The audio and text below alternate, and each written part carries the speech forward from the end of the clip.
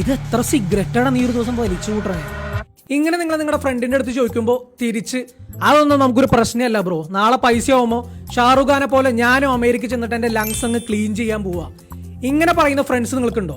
അങ്ങനെയാണെന്നുണ്ടെങ്കിൽ അവർക്ക് ഈ റീൽ ഷെയർ ചെയ്ത് കൊടുത്തിട്ട് അവരുടെ അടുത്ത് പറഞ്ഞേക്ക് അങ്ങനെ ചെസ്റ്റും ലങ്സും ക്ലീൻ ചെയ്ത് പരിശുദ്ധമാക്കുന്ന അങ്ങനെ ഒരു സംഭവമേ ഇല്ലെന്ന്, അത് ടോട്ടൽ ഫേക്ക് ആണ്. വർഷങ്ങളുടെ സ്മോക്കിംഗ് കാരണം നിങ്ങളുടെ ലങ്സിന് വന്നതിന് ഡാമേജ് അല്ലെങ്കിൽ ടാറ് കംപ്ലീറ്റ് ആയിട്ട് നിങ്ങൾക്ക് ഒരിക്കലും മാറ്റാൻ പറ്റില്ല. അതിന് പകരമായിട്ട് നിങ്ങൾക്ക് ചെയ്യാൻ പറ്റണത് സ്മോക്കിംഗ് സ്റ്റോപ്പ് ചെയ്യാം.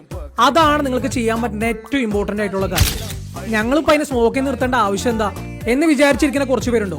അവരോട് എനിക്ക് ഇത്ര പറയാനുള്ളൂ, നിങ്ങൾക്ക് സ്മോക്കിംഗ് കാരണം ഹൃദ്രോഗങ്ങൾ വരാം, സ്ട്രോക്ക് വരാം, ഡയബറ്റീസ് വരാം, ഹൈ BP വരാം, ഏറ്റവും പ്രധാനപ്പെട്ടതായിട്ട് നിങ്ങൾക്ക് ക്യാൻസർ വരാം.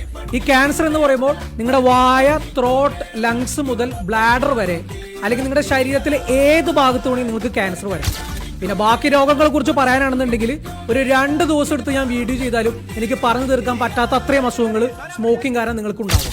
എന്തായാലും ഈ വീഡിയോ കാണുന്ന എല്ലാ സ്മോക്കേഴ്സിനും ഒരു ചെറിയ മോട്ടിവേഷൻ തന്നിട്ട് ഞാൻ നിർത്താണ്. നിങ്ങളുടെ സ്വന്തം ഷാറൂഖ് ഖാൻ ഈ കൊല്ലത്തോടു കൂടി സ്മോക്കിംഗ് സ്റ്റോപ്പ് ചെയ്തിട്ടുണ്ട്, നിങ്ങൾക്കങ്ങ് നിർത്തിക്കൂടെ?